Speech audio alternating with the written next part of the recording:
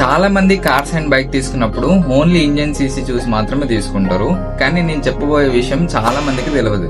మీరు కార్స్ లేదా బైక్స్ తీసుకున్నప్పుడు ఈ విషయం కూడా మీరు తెలుసుకొని తీసుకోండి. మీరు వెహికల్స్ తీసుకునేటప్పుడు దాంట్లో ఉన్న ఓన్లీ ఇంజన్ సీసీ చూడకుండా టార్క్ అండ్ పవర్ గురించి కూడా తెలుసుకోండి. మీరు తీసుకునే వెహికల్స్ కి అయితే టార్క్ అనేది చాలా ఇంపార్టెంట్. ఇదైతే ఎవరికి తెలియదు. ఓన్లీ ఇంజన్ సీసీ అనుకుంటే తగులుతారు. ఓకే, అసలు ఇంజన్ సీసీ దేన్ని డిఫైన్ చేస్తుంది, దాంట్లో ఉన్న టార్క్ ఎంత, దాంట్లో ఉన్న పవర్ ఎంత, ఈ విషయం అయితే ఎవరు గమనించరు. మెయిన్ ఇంజన్ సీసీ అనేది దాని యొక్క కెపాసిటీని డిఫైన్ చేస్తుంది. అలాగే టార్క్ అండ్ పవర్ వచ్చేసి ఇవి రెండు వేరు.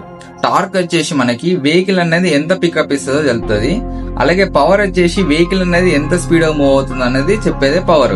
ఆబ్వియస్లీ ఇంజన్ సీసీ ఎక్కువ ఉంటే టార్క్ అండ్ పవర్ కూడా ఎక్కువ ఉంటది. కాకపోతే మీరు నెక్స్ట్ టైం షోరూమ్ కి వెళ్ళినప్పుడు కొత్త వెహికల్ తీసుకున్నప్పుడు ఖచ్చితంగా టార్క్ అండ్ పవర్ గురించి కూడా అడగండి. సో ఎప్పుడు ఇంజన్ సీసీ కాకుండా మీ వెహికల్స్ లో టార్క్ ఎంత ఉంది, పవర్ ఎంత ఉంది, ఆ విషయం కూడా తెలుసుకొని తీసుకోండి. వీడియో కనుక ఇన్ఫర్మేటివ్ అనిపిస్తే like and me family and friends కి షేర్ చేయండి. అలాగే మరిన్ని ఆటోమోటివ్ ఇన్ఫర్మేటివ్ కోసం ఖచ్చితంగా సబ్స్క్రైబ్ చేయండి. మళ్ళీ కలుద్దాం.